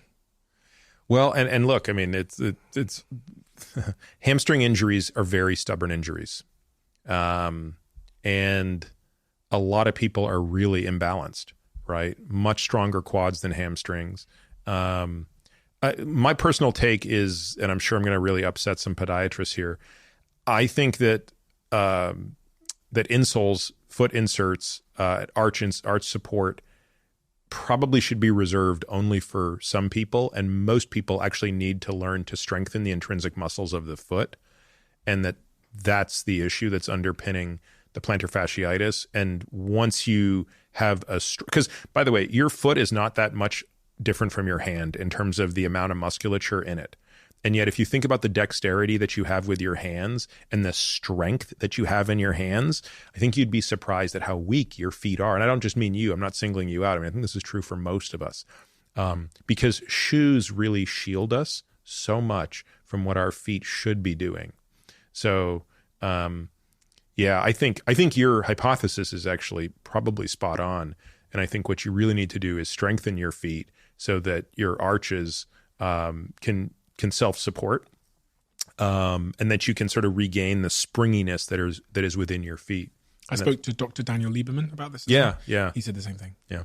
He said your feet were too weak. And it makes perfect sense to me because I do not think I always think in terms of my ancestors, and I think my ancestors didn't walk in these cushioned Balenciaga shoes. They were out barefoot, building up the strength. And so when I went from my cushioned Balenciagas to suddenly training 2 hours a day on feet that just didn't have the muscles, of course I pulled I had all these issues. And so I actually changed my footwear, and I don't have the insoles anymore. And I'm now using those Vivo Barefoot shoes. Do you recommend those? Do you think they're good? I do. I really, again, I think there's lots of companies that make them. Yeah. I wear a brand called Xero, like Xero. But the Vivo Barefoot's a great brand. And I think that a minimalist shoe is a great way to go. I have the luxury of basically working from home. So I'm pretty much barefoot 24/7. I work out barefoot at my own gym. Like I'm in my, and then when I do my activities, like my rucking and stuff like that, when I'm outdoors, like I'm in a wide-toed shoe that is, at most would have maybe an 8 millimeter increase in heel. But yes, minimalist shoe. Now, one thing to keep in mind is if you're transitioning from big shoe to minimalist shoe, don't do it all at once. So you can also injure yourself in the right shoes if it's too much too soon. They did say that to me when I bought them. Yeah. They said just like sort of ease yourself in because you need to build up the muscles in your feet. Super interesting. No one's ever spoken to me about this before, but I just find it so, I'm like, why did nobody tell me this about my feet? We do a lot of things. If you think about it, like think of all the things we do to kids at such a young age that set them down the wrong path, right? Like we put them in big shoes when they're little. We put them in desks to sit down in class, and we take away a lot of physical activity. Comfort. We prescribe comfort to everything and ease. Yeah. Convenience. Have you read The Comfort Crisis by Michael Easter? No. Oh, man, such a fantastic book. And it talks about this. Oh, yeah. I mean, it's really the whole thesis of the book, right, is that we have engineered discomfort completely out of our lives. And it's an enormous problem, both for our physical and mental health. The answers are actually quite simple when you reflect upon it. And you go, how are we born to live? We're so far away from how we were born to live. And if I just followed more of the instruction manual of my ancestors, maybe I wouldn't have all of these kind of, modern issues with that comfort in many respects has caused me. But it's tough because you have to sort of think about there are a lot of gifts that come from the modern world, yeah. Right? And like, I don't think you would want to go back in time 100 years and be alive. I probably wouldn't live very long, would I? Either. Yeah, I mean, and let's even make it less than that. Like, let's say even 70 years. Like, once we're through this sort of infectious pandemic stuff, right? Like, would we really want to go back and be alive 70 years ago, just before World War II? I mean, I wouldn't. Like, they had electricity and stuff, but I like the modern world. But there's a huge set of responsibilities that comes with the modernity of our world today. Food is so abundant today. I mean, these people did not struggle with obesity because they weren't surrounded by really tasty, hyper-palatable, calorie-dense food in total excess. We are. That means we have to exercise some moderation. Most of them had far more physical jobs than you and I do. I mean, you and I don't have to lift a finger to make a living. Whereas 75 years ago, we probably did. And it's great that we don't have to. I think you could argue, look, you're having a far bigger impact on the world than you would have ever had 75 years ago. But that comes with a responsibility to yourself. Is this why we're seeing this sort of resurgence of discomfort as a hobby and a sport and an industry? I think so. Yeah, I think so. And again, Michael writes about this so well. He writes about things called misogis, which are these very, very difficult, challenging things that you might have yourself do once a year. He also writes a lot about something that is just an enormous hobby of mine called rucking. Are you familiar with rucking? So rucking is something that I think it was probably started by the military, and it's really how the military does the great majority of its conditioning. And it's walking with a weighted backpack. And I mean, the military will do this. They might go on a 24-hour ruck where you're carrying half your body weight. Wow. So picture you carrying, in your case, right, like close to 100 pounds on your back for a day.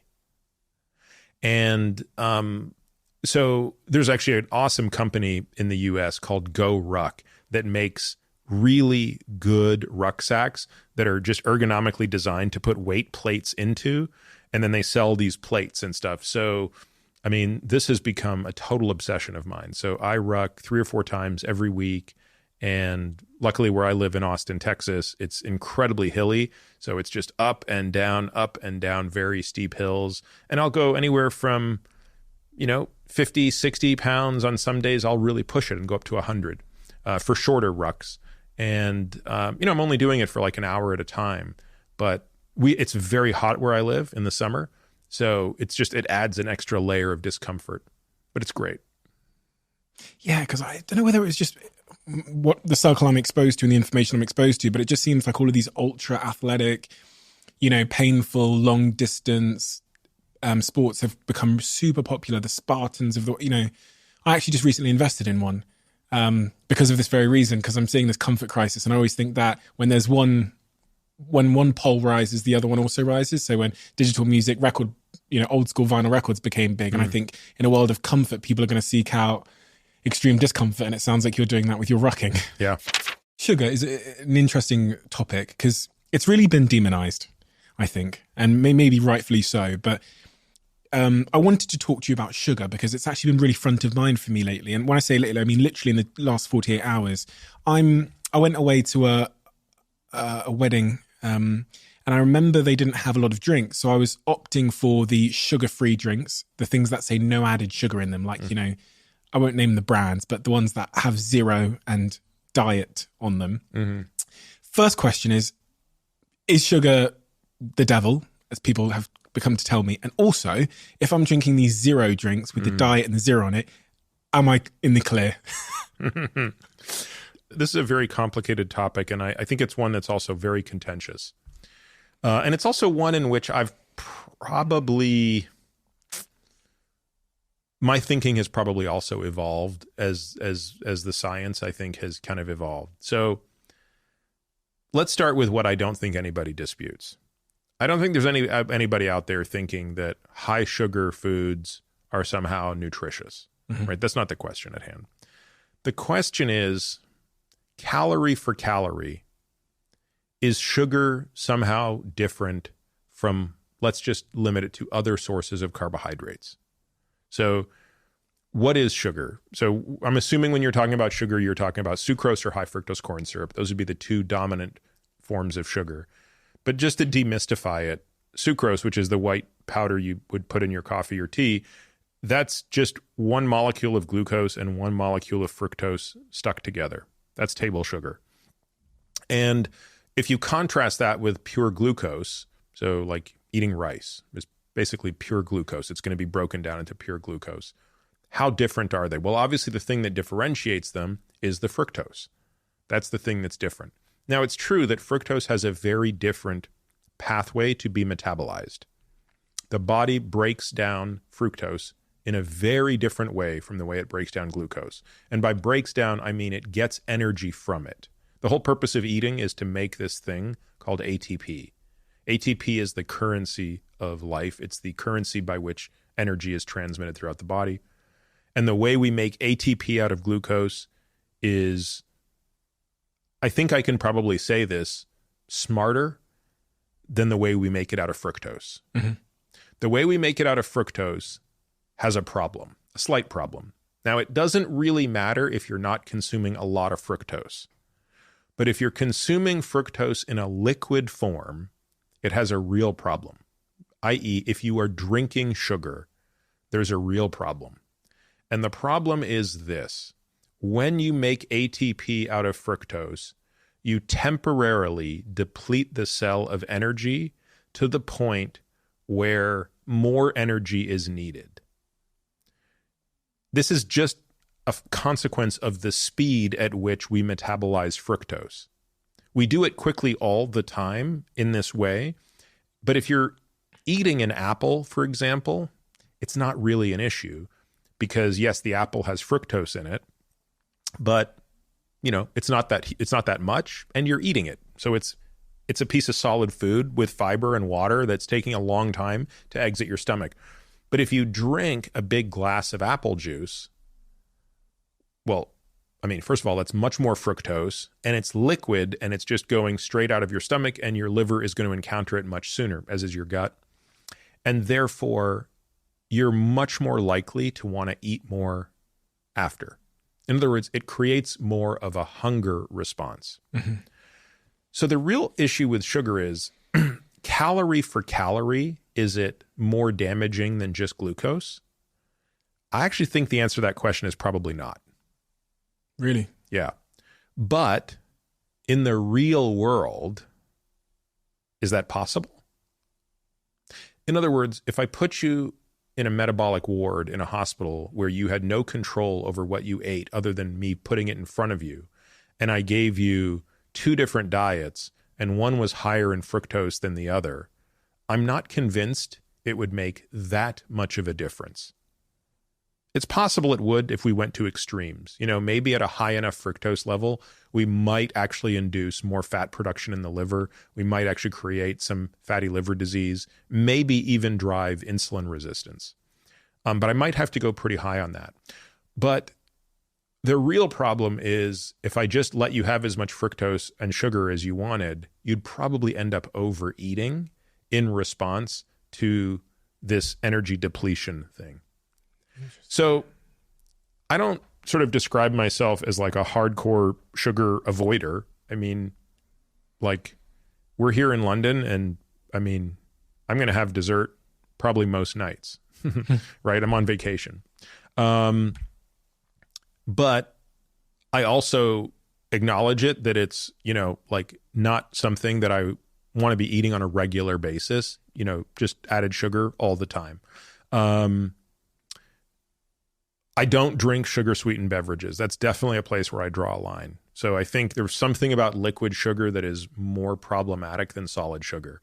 So I'd rather eat my sugar and at least have the benefit of it being more slowly absorbed than drink it. What about those diet drinks, though? Yeah, so I don't drink them personally very often. And in part, that's, I think, due to a little bit of uncertainty I think we still have about their impact on our metabolism through our gut. I think there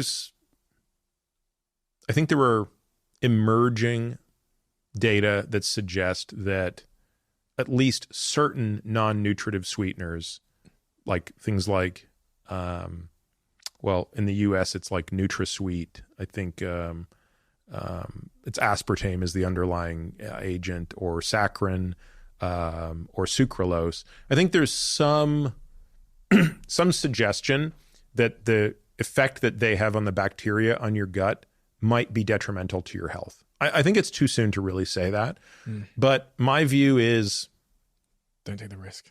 Well, I don't need to, I suppose. Okay. Like I love soda water. Like, I love carbonated water. So I'm just happy to drink that. But I'm sure once a month I'm going to have a Diet Coke or something.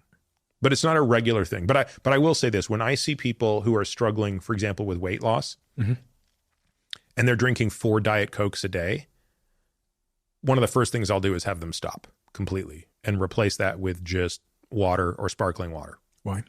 I'm not sure. I just empirically have seen, even though they're not getting any calories, that either it's impacting their eating behavior when they're not drinking the Coke, or maybe it's having some negative impact on their gut that is impacting the way they're metabolizing their food. This is rather unscientific at this point, but it's just empirically is something I've observed. Everyone cares about weight loss.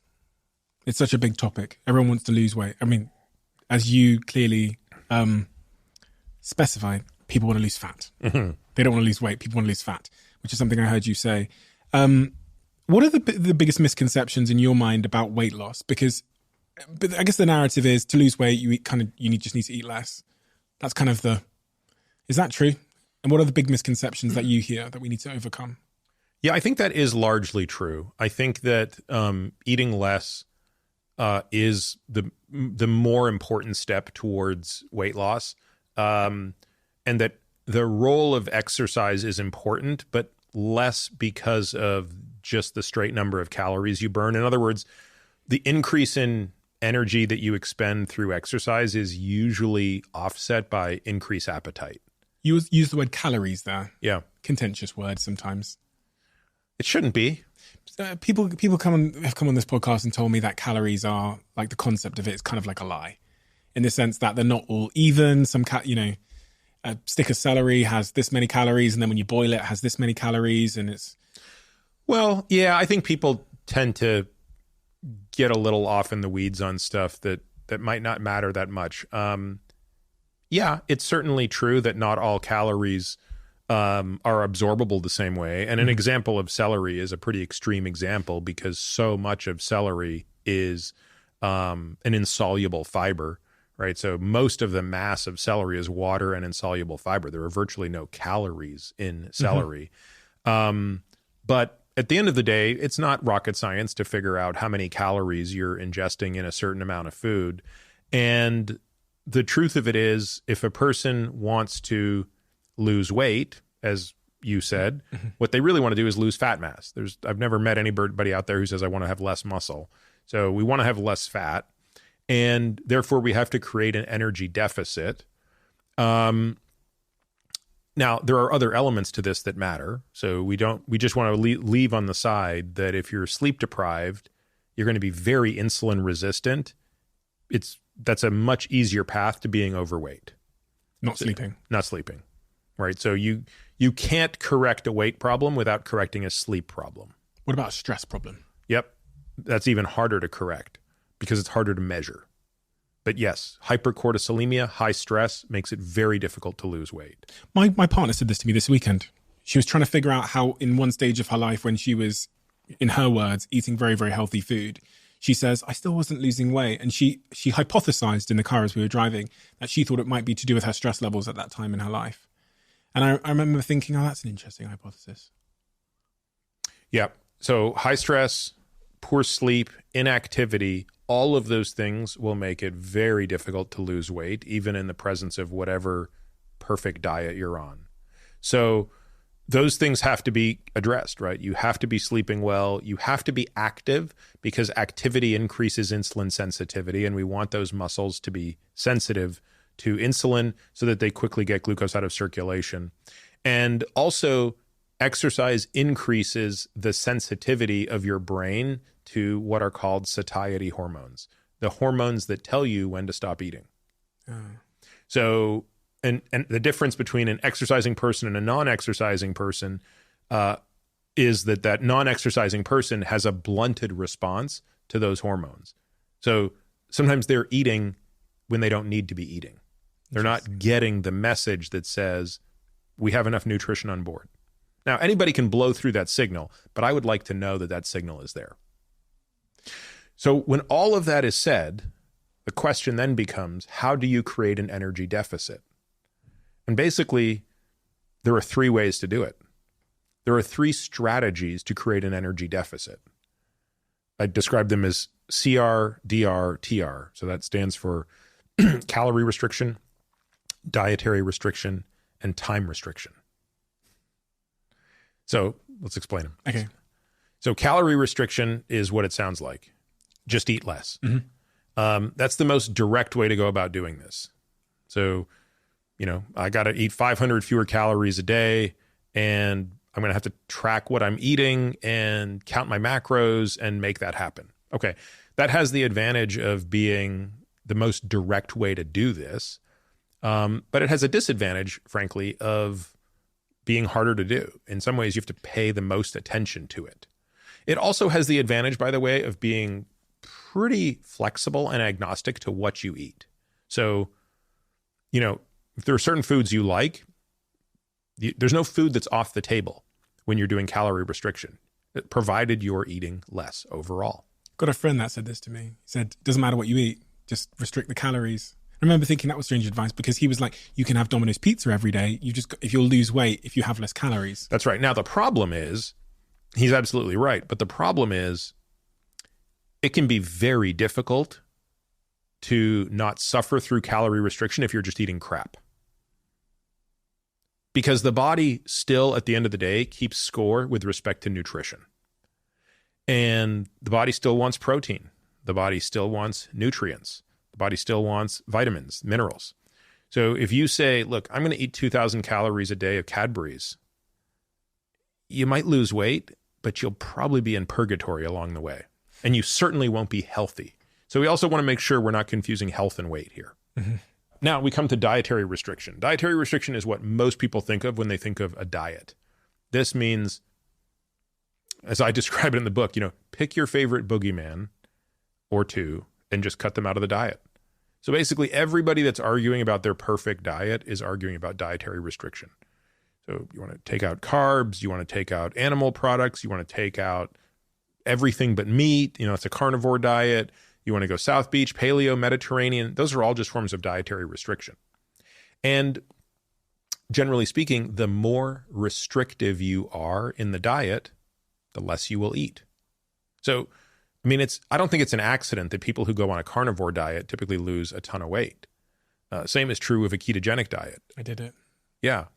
My scales, it was like this. This was it was a horizontal line, my weight, maybe a little bit up. And then I did keto for 8 weeks and it was a vertical line down. Every time I hit those scales and the Bluetooth thing sent my weight to my phone, this vertical line down, I lost a stone in the space of those 8 weeks, roughly.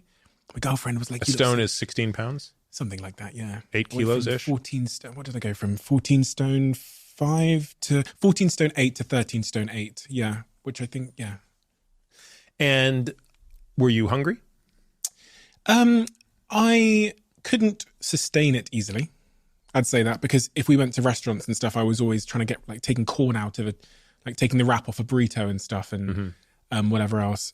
Was I hungry after I got past the first week? I wouldn't say I was hungry, no, but I also didn't find it sustainable because of the nature of the modern world where it's so hard to find those things when you're living a very fast-paced life. Hungry for some kind of nutrient, maybe. I think there was some kind of psychological calling to go back to my previous diet. And then I went to New York and that's when it fell down. So, and then did you regain the weight or what happened? Oh, yes. Just as fast as I lost it. I went from this keto diet to the New York diet and it was so extreme how quickly I put that weight back on again. Just being honest. Yeah. Well, it's interesting, right? So again, it's a very extreme diet, and I think people are going to definitely lose weight on it. And look, for some people, it's easy to sustain; for others, it's not. But nevertheless, that's dietary restriction. And again, I think the advantage of dietary restriction is you're not being restricted in the amount you eat; you're just being restricted in what you eat. And the challenge then really comes down to the craving of certain types of foods. So obviously in a ketogenic diet, you're going to really crave carbohydrates. So the final strategy is time restriction. And people call this intermittent fasting as well. But it's basically saying, all right, how about I create a smaller window in which I eat? So I'm just going to allow myself to eat, from noon to 8 p.m. or 2 p.m. to 8 p.m. or 2 p.m. to 6 p.m. And the narrower and narrower you make that window, the more likely it is that you will induce a significant caloric deficit, and therefore you will lose weight. What do you think of fasting? Do you fast? Not anymore, at least not deliberately. I sometimes end up fasting just by the nature of whatever I'm doing. But again, fasting has a lot of advantages. It's conceptually the easiest by far. I think it is just the easiest to execute on. And because for most people, it's just easy to not eat for a period of time and then have no restriction when they are eating. I think the biggest challenge of fasting comes down to protein intake. And protein is, in my view, obviously I write about this in the book, the most important macronutrient, the one we need to be paying the most attention to. And when you are intermittently fasting, it is very difficult to get the right amount of protein in and in the right doses. And therefore, it's the most difficult to maintain muscle mass. And we always have to remember that, if we're losing weight, we still want to be able to maintain muscle mass. We want to just lose fat mass and not lose both. I'm fasting as we speak. I haven't eaten today yet, and I think it's just after 6. The reason for that is because before this podcast, I realized that if I eat before I have a conversation, my brain doesn't work. It feels like, and having spoken to some experts, the energy rushes to my gut. So I can't speak as well and I can't think as well. So I ordered the food just before you got here. And then I said to my assistant, I can't eat it. and within an hour of you, so I'll eat it after. But yeah, the health benefits are one thing, but the cognitive impact as well has been quite big for me. So you don't fast? Not I used to fast a lot. I mean, I used to do days and days at a time. Alcohol, the thing I wanted to talk to you about. I'm thinking of quitting. What is the advice from a doctor like yourself about alcohol? And do you drink? I do. It's a very interesting topic. And it's so long that I don't want to. I don't want to spend another hour on this because I'm sure that's not the answer anyone is looking for. I will say this: alcohol, ethanol, which is the alcohol we drink, is toxic. Its toxicity is nonlinear. So its toxicity kind of goes like this, meaning at low levels, it's just a little bit of an increase, but the more you drink, the more it becomes toxic. So, for most people, there's not an appreciable amount of toxicity at 1 drink a day, but 2-3 drinks a day starts to become quite toxic. But there is no dose of ethanol that is helpful. So the question becomes, why is there so much epidemiology out there suggesting the benefits of modest alcohol intake? So there's this thing in the alcohol research field called the J curve. The J curve, so picture a J curve for all-cause mortality. It means that at total abstinence, mortality is here, but as you drink a little bit, the mortality goes down before it really rises sharply as you increase the drinking. That's what the epidemiology shows. And it goes down. Well, again, epidemiology is fraught with many limitations, especially epidemiology of nutrition. Okay. It's much worse than the epidemiology of, say, exercise or infectious diseases. And proponents of alcohol argue that, and they might be right to some extent, that there are some pro-social benefits of alcohol. Mm-hmm. Alcohol, at least in the form of red wine, is also potentially something that comes with some antioxidants and things of that nature. My view is that that literature is highly flawed and that literature is confounded by a negative survivorship bias, and it's confounded by the fact that that non-drinkers often have a health reason for being a non-drinker. And in other words, there are people who are completely not drinking because of a health reason that's forcing them to be not drinking, and people who drink and die as a result of it dilute the pool of data that we have of the toxic effects of alcohol as time marches forward. Mm-hmm. So it's a long-winded way of saying, I think anybody who's thinking about not drinking should absolutely engage in that. There's no health benefit to be drinking. You asked me if I drink. The answer is I do, but I don't drink if it sucks. Like, in other words, there has to be a good reason for me to drink. So my sort of mantra is don't drink on airplanes. Like, they always just have crap alcohol. What's the point, right? Like, if I'm going to drink, if I'm going to have a glass of wine, it has to be really good. I don't have a hard time opening a bottle of wine that I bought and deciding, actually, I don't like it that much, and pouring it down the sink. I'm not going to drink it because it's there.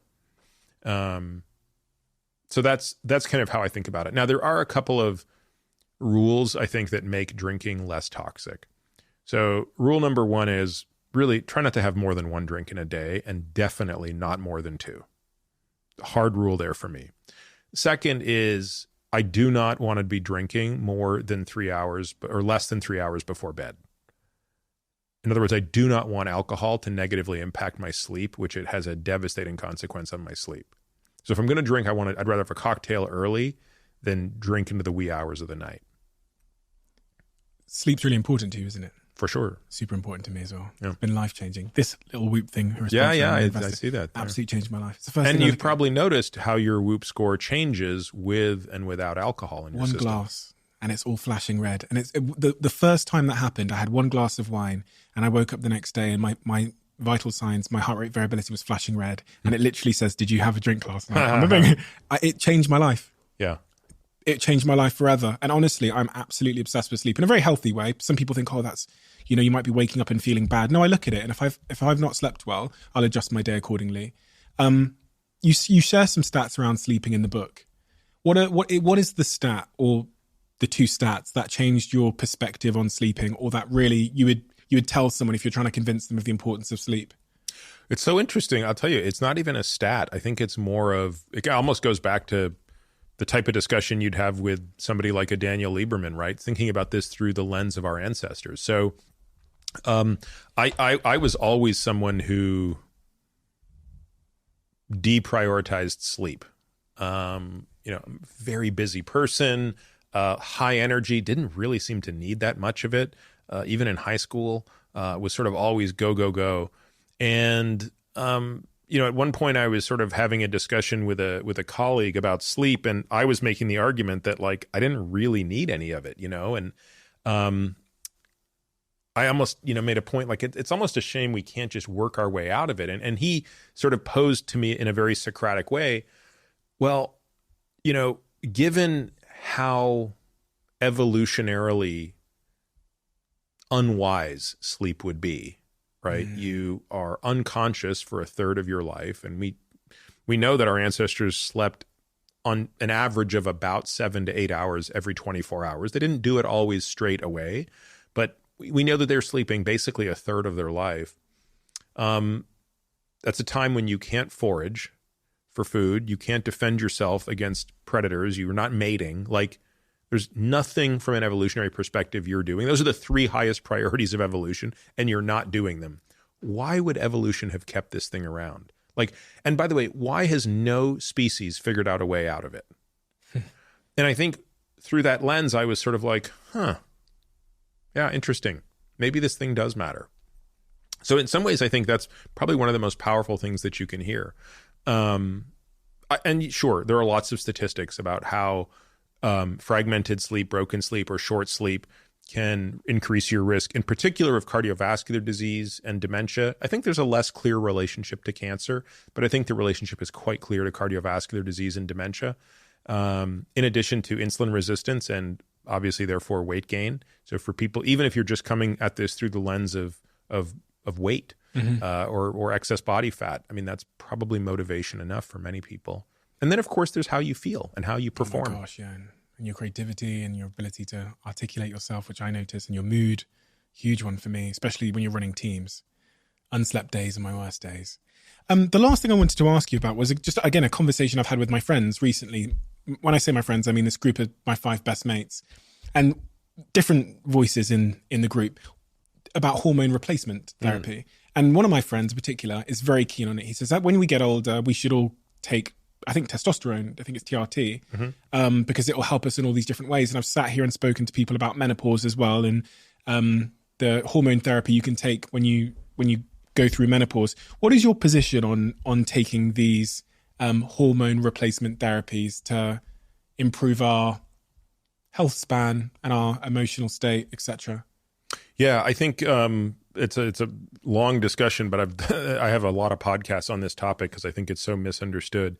We have a lot of data on the use of testosterone replacement therapy in men.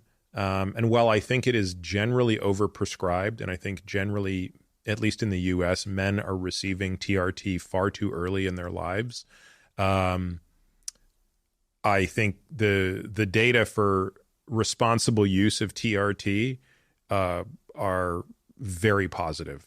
So the risk, again, historically, the risk would be increased risk of prostate cancer, increased risk of heart disease. Those have not borne out. Again, at physiologic doses, a very low risk proposition that comes with many benefits. Most notably, of course, being benefits of body composition, but also insulin sensitivity.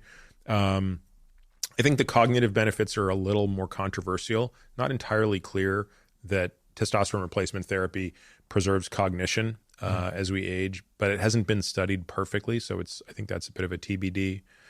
As far as estrogen and progesterone replacement therapy or hormone replacement therapy for women, I think this is unfortunately a very controversial topic that shouldn't be. I think anybody who's really scrutinizes the literature here, as opposed to just chooses to believe what they were told, has to come away believing that it's a net positive for women, especially women who are symptomatic, right? So women who are having hot flashes and night sweats as they're going through menopause, they benefit enormously from hormone replacement therapy. And in the case of HRT for women, the estrogen is so important as it protects their bone density. So women really go through this risk of osteopenia and osteoporosis when they go through menopause because their bones get weaker in response to estrogen loss. So being able to restore that is so important. And then, of course, you have all of the sexual side effects of menopause as well that are ameliorated by estrogen.